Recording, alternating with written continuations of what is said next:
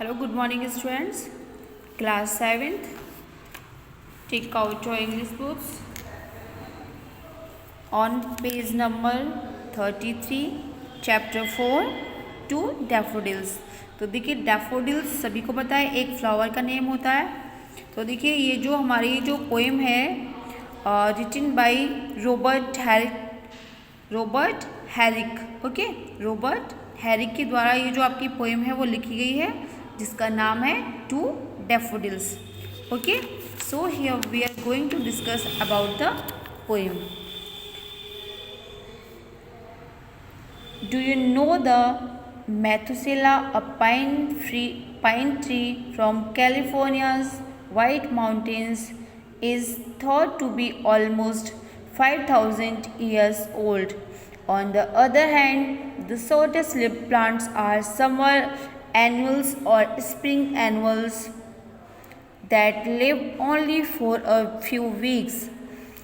तो देखिए, क्या आप जानते हैं मैथुसेला नाम का एक पाइन ट्री होता है जो कि कैलिफोर्निया के वाइट माउंटेन्स में पाया जाता है। ऐसा माना जाता है कि इसकी जो उम्र होती है, यानी कि इसका जो लाइफ स्पैन होता है वो कितना होता है 5,000 ईयर्स, यानी कि कम से कम ये जो पेड़ है कितने साल तक रहता है 5,000 साल तक।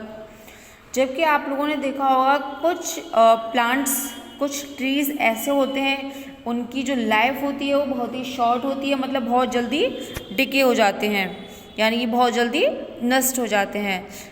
तो देखिए isn't it fascinating to note such diversity in nature, यानी कि ये आपको किसकी तरह आकर्षित करता है, यानी कि जो प्रकृति की विभिन्नता है, यानी कि कुछ का जीवन काल इतना लंबा होता है और कुछ का जीवन काल इतना छोटा होता है। Now read this poem and see why the speaker compares daffodil to human life.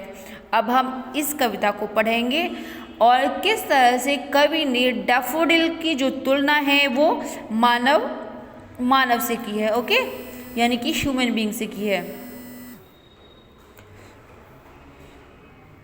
Fair daffodils, we weep to see you haste away so soon, as yet the early rising sun has not attained his noon. Stay, stay, until the hasting day has run, but to the even sung.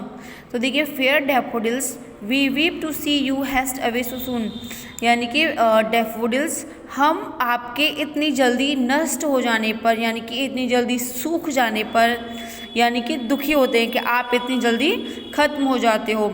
As at the early rising sun, यानी कि सूर्य के उगते ही तुम उगते हो लेकिन दोपहर तक नहीं रुक पाते हो, यानी कि फूल जो खिलता है वो खिलने के बाद में दोपहर तक भी नहीं रुक पाता है। Stay stay until thy hasting day has run, but to the even song, यानी कि हम चाहते हैं कि आप रुको। कब तक रुको? इवनिंग प्रेयर, जब तक इवनिंग प्रेयर होती है चर्च में, इवन सॉन्ग यानी कि इवनिंग प्रेयर जो चर्च में की जाती है, जब तक हम चाहते हैं कि आप जब तक इवनिंग प्रेयर तक रुको। And having pray together we will go with you along, यानी कि हम आपके साथ प्रेयर करना चाहते हैं, यानी कि इवनिंग प्रेयर हम आपके साथ करना चाहते हैं। We have short time to stay as you. We have a spring, as quick a growth to meet decay as you, or anything we die as your hours do and dry away.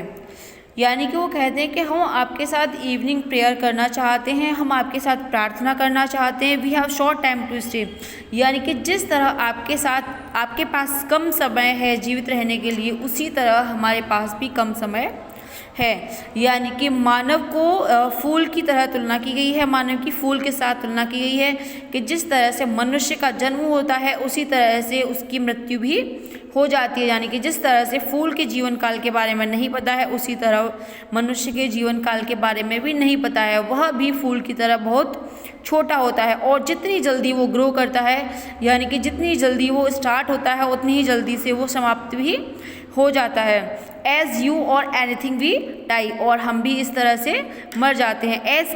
As your hours do and dry away, यानी कि जिस तरह से तुम कुछ ही घंटों में खिलते हो, सूख जाते हो और नष्ट हो जाते हो।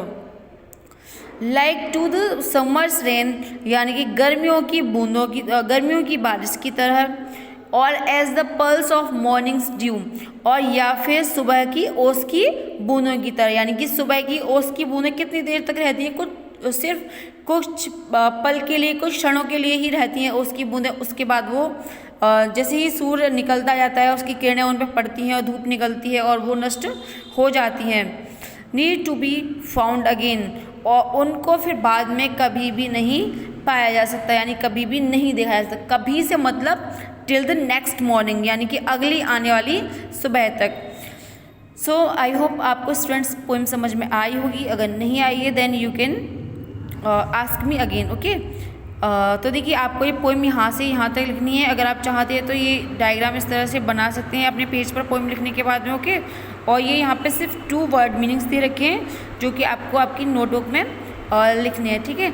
और पोएम आप पंक्चुएशन मार्क्स को देखते हुए लिखेंगे, जिस तरह से पंक्चुएशन मार्क्स का यूज़ हुआ है उसी तरह से सेम करेंगे, और same lines as it is poem लिखी हुई है सेम आपको उसी तरह से पोएम लिखनी है, ओके।